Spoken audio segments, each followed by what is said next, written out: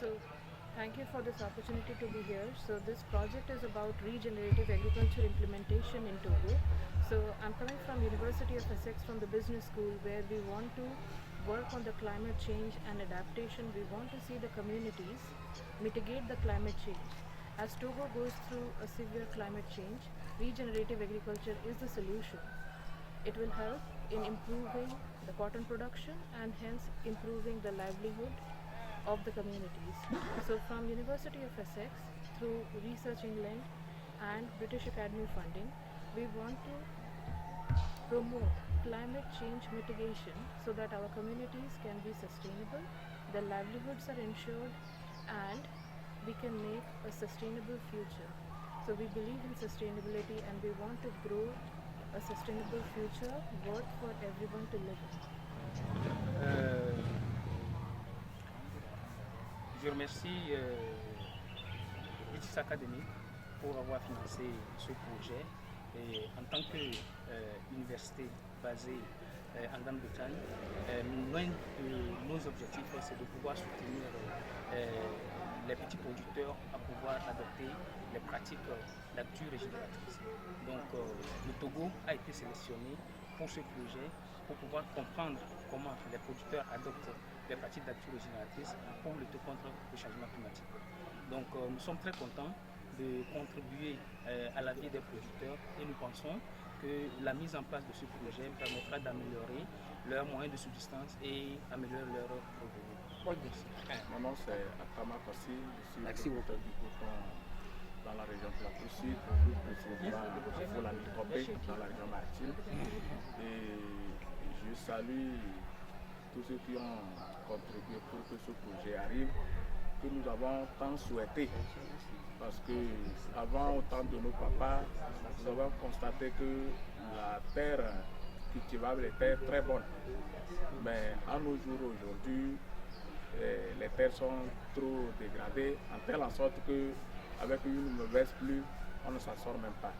Donc nous pensons qu'avec ce projet, ça va nous amener à améliorer nos conditions de vie. Et qui parle de l'agriculture, parle du développement d'un pays. Et qui parle de la production du coton, parle de la locomotive de toute l'agriculture. Donc nous avons tant souhaité ce projet. Il ne faut pas que ce soit un projet à court terme, et que ce soit un projet à long terme et que ça vienne vite, que nous l'attendons avec impatience. Nous avons voulu mettre en place un tel projet parce que nous voyons depuis quelques temps un réel changement climatique qui s'opère mondialement mais également sur le Togo. Et nous devons commencer à travailler sur la durabilité du secteur agricole et du secteur cotonnier en particulier.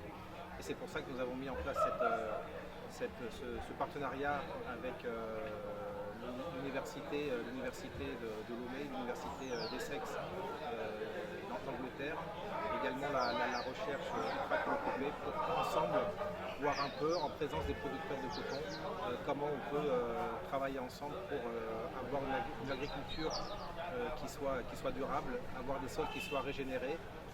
C'est une action qu'on entreprend maintenant mais qui sera visible dans les prochaines années, et pour les agriculteurs c'est la base même de la production agricole. C'est à travers eux qu'il faut apprendre, comprendre ce qui se passe sur le terrain pour pouvoir, avec effectivement les apports des universitaires, voir comment on peut adapter, leur proposer des solutions pour que au niveau du travail qu'ils font, ils puissent avoir effectivement des retours entre guillemets sur investissement sur leur travail. Et cette partie de l'agriculture régénérative est très importante. L'approche que la NSCT a voulu avoir, c'est une approche globale. C'est pas une SCT tout seul qui peut régler les problèmes, c'est pas la recherche tout seul qui peut régler ces problèmes, c'est pas les producteurs tout seuls. Donc c'est vraiment une volonté de collaboration.